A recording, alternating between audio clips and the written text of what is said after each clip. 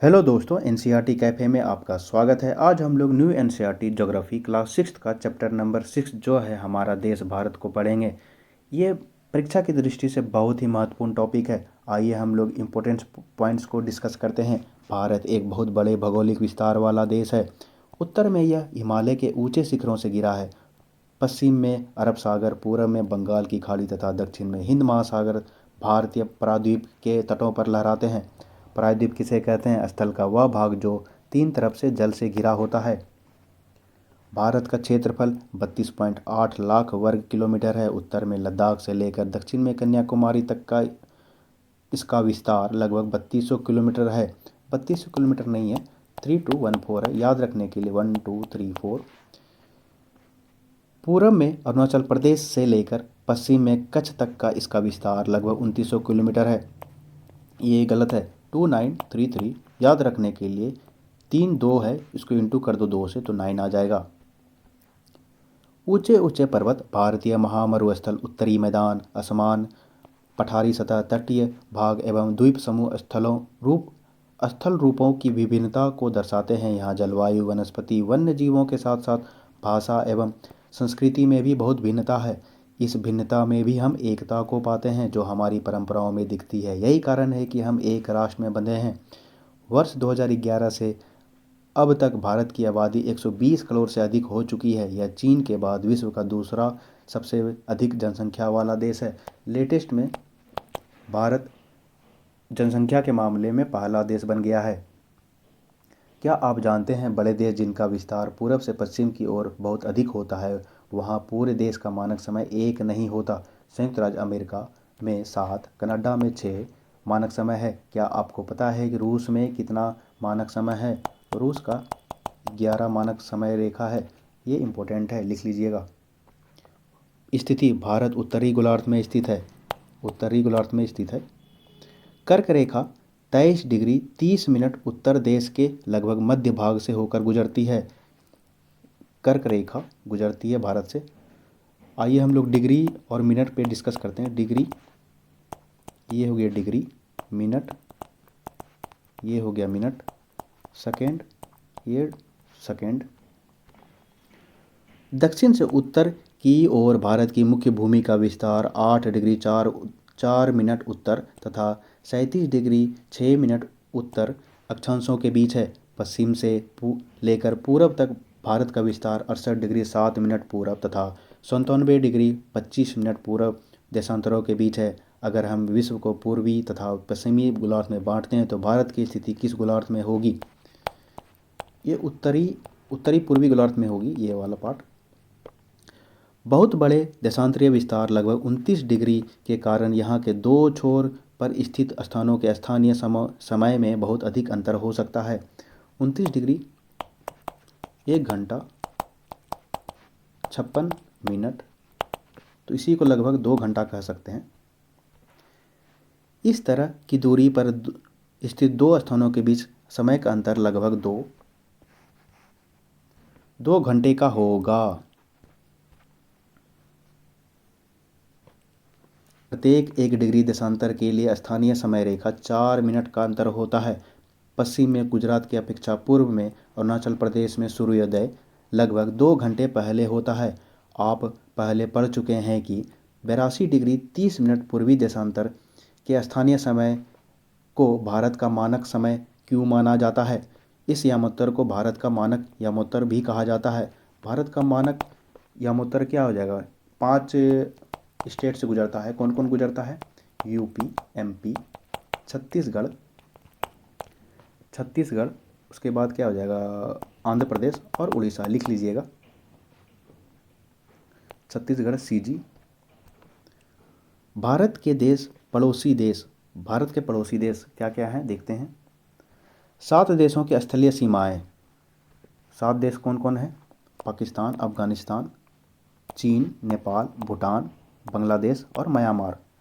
इसको shortcut trick से हम लोग याद कर सकते हैं। मेरा बचपन से एमबीए का सपना था। एमबीए का सपना था, तो बचपन, पीसी, पीएन, बचपन, एमबीए का सपना था। बांग्लादेश, चीन, पाकिस्तान, नेपाल, म्यांमार और भूटान, अफगानिस्तान। आप लोग याद रखिएगा इस तरह से। ये डिस्कस कर लीजिए, मैप के थ्रू आप लोग समझ सकते हैं। ठीक है, ये इम्पोर्टेंट मैप्स है को देखिए। लद्दाख, लेह हो गया, राजधानी दिया हुआ है जम्मू कश्मीर का कश्मीर, ठीक है। और हिमाचल प्रदेश शिमला। हम लोग उत्तरी पूर्व को देखते हैं जो 7 बहने को, ये इम्पोर्टेंट है, यहाँ से पूछा जाता है। असम दिसपुर, शिलांग इम्फाल, ये आप लोग डिस्कस कर लीजिएगा, आप लोग याद रखिएगा इसको। मैं इंपॉर्टेंट पॉइंट्स को डिस्कस करता हूँ। म्यांमार किस स्टेट से गुजरता है? म्यांमार 4 स्टेट से। कौन कौन? आंध्र प्रदेश, नागालैंड, मिजोरम, मणिपुर। ये पूछा हुआ क्वेश्चन है, मणिपुर बीपीएससी में पूछा गया है। और क्या है? और पूछा जाता है अंतर्राष्ट्रीय सीमा कौन कौन लगता है? तो सिक्किम से 3 अंतर्राष्ट्रीय सीमा लगता है। कौन कौन? भूटान हो गया, फिर चीन हो गया और नेपाल हो गया। और एक त्रिपुरा है जो बांग्लादेश से तीनों तरफ से घिरा हुआ है। ये पूछा जाता है क्वेश्चन। और ये है तुम्हारा पुडुचेरी। पुडुचेरी 3 राज्य में है। कौन कौन है? ये तुम्हारा हो गया माहे, पुडुचेरी और ये तमिलनाडु। कौन कौन? तमिलनाडु, आंध्र प्रदेश और केरला। ये भी पूछा जाता है। सबसे छोटा राज्य गोवा। और ठीक है, और ये किस जल संधि से अलग होता है भारत और श्रीलंका? पाक जल संधि से।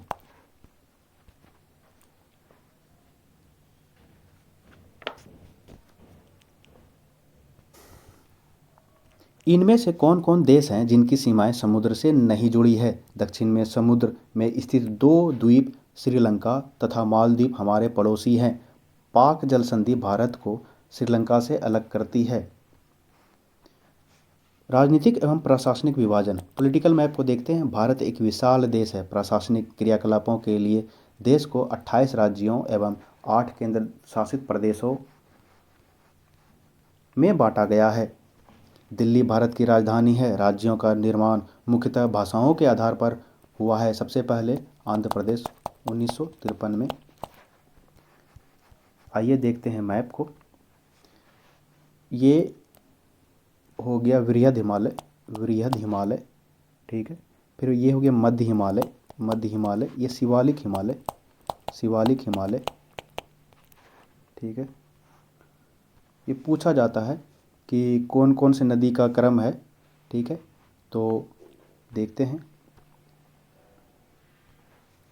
सिंधु नदी, झेलम नदी, उसके बाद हो जाएगा चेनाब नदी, रावी नदी और सतलुज नदी।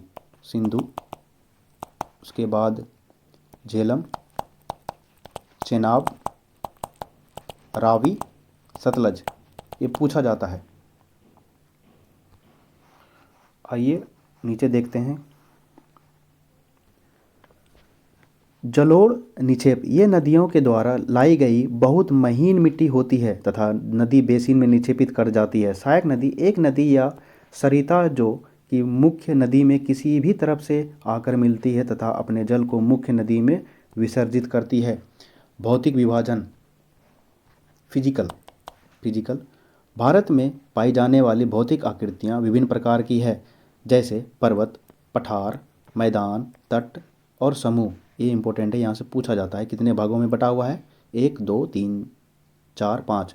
पर्वत, पठार, मैदान तथा तट तथा द्वीप समूह। उत्तर में बर्फ से ढका हिमालय संतरी का कार्य करता है। हिम प्लस आलय का मतलब होता है बर्फ का घर। हिमालय पर्वत को 3 मुख्य समांतर श्रृंखलाओं में बांटा जाता है। सबसे उत्तर स्थित श्रृंखला को वृहद हिमालय या हिमालय कहते हैं। इसी श्रृंखला में विश्व की सबसे ऊंची शिखर है। मध्य हिमालय या हिमालय हिमाद्री के दक्षिण में स्थित है। बहुत से लोकप्रिय पहाड़ी स्थान यहाँ स्थित है। 5 पहाड़ियों स्थानों के नाम बताइए, पता लगाइए। शिवालिक सबसे दक्षिण में स्थित श्रृंखला है। यही मैंने बताया था, वृहद हिमालय। वृहद हिमालय, मध्य हिमालय, फिर शिवालिक हिमालय सबसे नीचे। ये सबसे नया है। ठीक है। क्या आप जानते हैं गंगा एवं ब्रह्मपुत्र नदियाँ विश्व की सबसे बड़े डेल्टा का निर्माण करती है, जिसे सुंदरवन डेल्टा कहा जाता है। इस डेल्टा की आकृति त्रिभुजाकार है और हिंद महासागर का भी त्रिभुजा आकार है। डेल्टा स्थल वह भाग है जो नदी के मुहाने पर बनता है। जहाँ नदियाँ समुद्र में प्रवेश करती है उस जगह को नदी का मुहाना कहा जाता है। हिमालय के दक्षिण में भारत का उत्तरी मैदान स्थित है। मैदान समतल तथा सपाट है। ये मैदान सिंधु, गंगा, ब्रह्मपुत्र तथा इनकी सहायक नदियों के द्वारा लाए गए जलोढ़ निक्षेपों से बने हैं। नदियों के ये मैदान कृषि के लिए उपजाऊ भूमि प्रदान करते हैं। यही कारण है कि इन मैदानों की संख्या सबसे अधिक होती है। भारत के पश्चिमी भाग भारतीय महामरुस्थल स्थित है। यह शुष्क, गर्म तथा रेतीला स्थल है। यहाँ वनस्पति की मात्रा बहुत कम है। उत्तरी मैदानों के दक्षिण में प्रायद्वीप पठार स्थित है। इसकी आकृति त्रिभुजाकार है। प्रायद्वीप पठार का भी त्रिभुजा आकार है। तीन तरह का हो गया। ये यहाँ त्रिभुजाकार है। हिंद महासागर का भी त्रिभुजाकार है। इसका धरातल काफ़ी ऊंचा नीचा है। इस क्षेत्र में बहुत सी पहाड़ी श्रृंखलाएं तथा घाटियाँ स्थित है। इसके उत्तर पश्चिम में अरावली श्रृंखला स्थित है, जो विश्व की सबसे पुरानी श्रृंखला है। ये बहुत इंपॉर्टेंट है। विंध्य एवं सतपुड़ा भी महत्वपूर्ण श्रृंखलाएं हैं। इन श्रृंखलाओं से होकर नर्मदा तथा तापी नदियाँ बहती है। इस बीच के कारण नर्मदा नदी और तापी नदी बहती है। ये पश्चिम के तरफ बहने वाली नदी है जो अरब सागर में गिरती है। इस पठार के पश्चिम में पश्चिमी घाट या सह्याद्री तथा पूर्वी घाट स्थित है। पश्चिमी घाट का विस्तार एक समान है, जबकि पूर्वी घाट बीच में टूटा फूटा है तथा असमान है। इन पठारों में खनिजों जैसे कोयला एवं लौह अयस्क की प्रचुरता है। पश्चिम घाट के पश्चिम में तथा पूर्वी घाट के पूर्व तटीय मैदान स्थित है।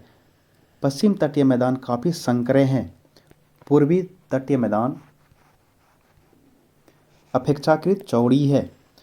वहाँ पूरब की ओर बहने वाली कई नदियाँ महानदी, गोदावरी, कृष्णा तथा कावेरी बंगाल की खाड़ी में गिरती है। ये नदियाँ अपने मुहाने पर उपजाऊ डेल्टा का निर्माण करती है। बंगाल की खाड़ी में गंगा एवं ब्रह्मपुत्र नदियों के मुहाने पर सुंदरवन डेल्टा स्थित है। ये बहुत ही इम्पोर्टेंट है। सुंदरवन डेल्टा वहाँ पर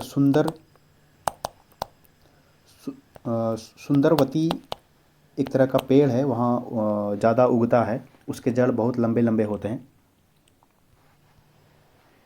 क्या आप जानते हैं परवाल छोटे समुद्री जंतुओं के कंकाल हैं, जिसे पॉलिप कहा जाता है। जब जीवित पॉलिप मरते हैं तब उनका कंकाल बच जाता है। अन्य पॉलिप की वृद्धि इन ठोस कंकालों के ऊपर होती है, जो बढ़ते बढ़ते काफ़ी ऊंचे होते जाते हैं तथा इस प्रकार प्रवाल द्वीपों का निर्माण होता है। लक्षद्वीप ही एक प्रवाल द्वीप है और कितने से मिलकर के बना हुआ है? 36 द्वीपों का समूह है। ये पूछा गया प्रश्न है। आप लोग मैप भी देखते रहिएगा, मैप बहुत ही इंपॉर्टेंट है। मैं थोड़ा डिस्कस करता हूँ।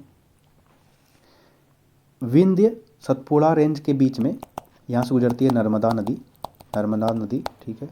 और ये तापी नदी हो गया साउथ में सतपुड़ा के साउथ में हो गया, ठीक है। ये अरावली श्रेणी है, विश्व की सबसे पुरानी श्रेणी है। ये बताया गया भारतीय मरुस्थल पश्चिम साइड में। खंबात की खाड़ी, ये अरब सागर, ठीक है। ये बंगाल की खाड़ी में, और इधर नर्मदा नदी और तापी नदी गिरती है इधर से, ठीक है। और क्या है, गंगा नदी है, महानदी है उड़ीसा में, गोदावरी नदी है दक्कन का पठार। इसको कहते हैं तुम्हारा पश्चिमी घाट। और ये हो गया तट, इसको तट कहते हैं, ओके। और ये है तुम आपका श्रीलंका और भारत से अलग पाक जल संधि। लक्षद्वीप समूह 36 द्वीपों का समूह, ओके। अंडमान द्वीप एवं समूह, अंडमान और निकोबार हो गया। हिंद महासागर त्रिभुजाकार, ठीक है।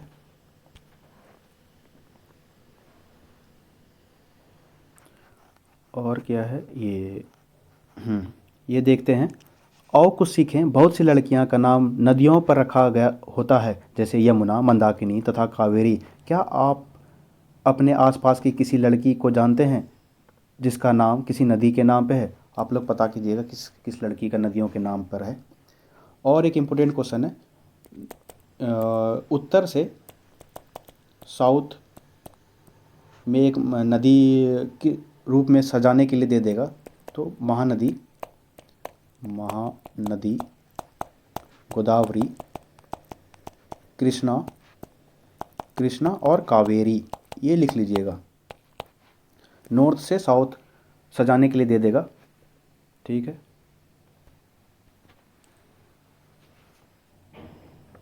ये देखते हैं और क्या है। ये हो गया।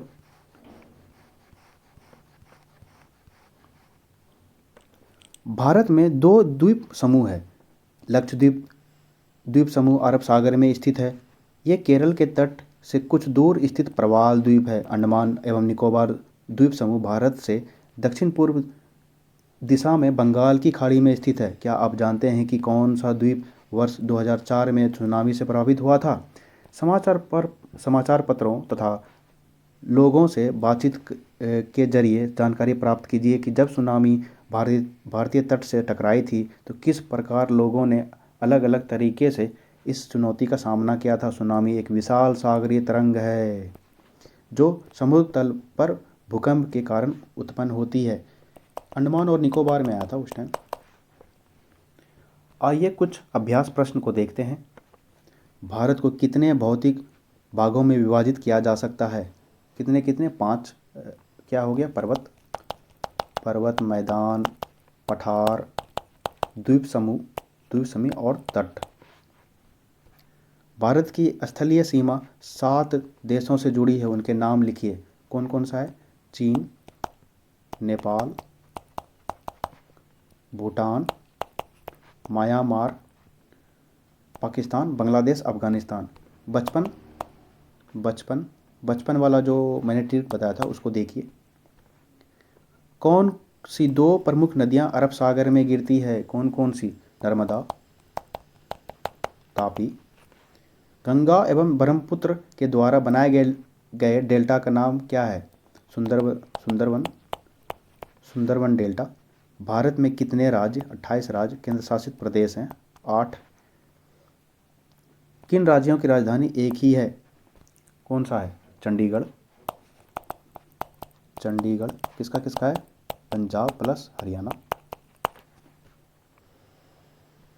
उत्तरी मैदान में अधिक जनसंख्या में निवास करती है, क्यों करती है? भूमि बहुत उपजाऊ है कृषि के लिए, इसलिए। लक्षद्वीप को प्रवाल द्वीप कहा जाता है, क्यों? प्रवाल के अवशेषों से बना है, इसीलिए। और लक्षद्वीप 36 द्वीपों का समूह है। हिमालय के सबसे दक्षिणी भागों को क्या कहते हैं? शिवालिक। सह्याद्री को अन्य किस नाम से जाना जाता है? पश्चिमी घाट। पाक जल संधि किस देशों के बीच स्थित है? श्रीलंका, भारत। अरब सागर में स्थित भारतीय द्वीप समूह कौन से हैं? अरब सागर का बात कर रहा है वो, लक्षद्वीप द्वीप समूह। भारत की सबसे पुरानी पर्वत श्रृंखला कौन है? अरावली विश्व की सबसे पुरानी है। खाली स्थान भरिए। भारत का क्षेत्रफल 32.8 लाख किलोमीटर। महान हिमालय को हिमाद्री के नाम से भी जाना जाता है। नर्मदा नदी अरब सागर में गिरती है और तापी नदी भी डैश भारत के लगभग मध्य भाग से होकर गुजरने वाली अक्षांश रेखा है। कर्क रेखा 23.5 डिग्री।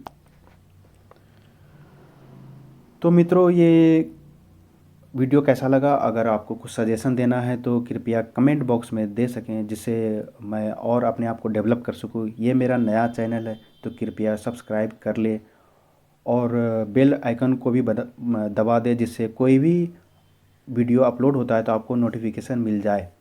और अपने फ्रेंड्स को भी शेयर कर सकते हैं। थोड़ा मुझे सपोर्ट कीजिए। धन्यवाद मित्रों, आपका दिन शुभ हो। जय श्री राम।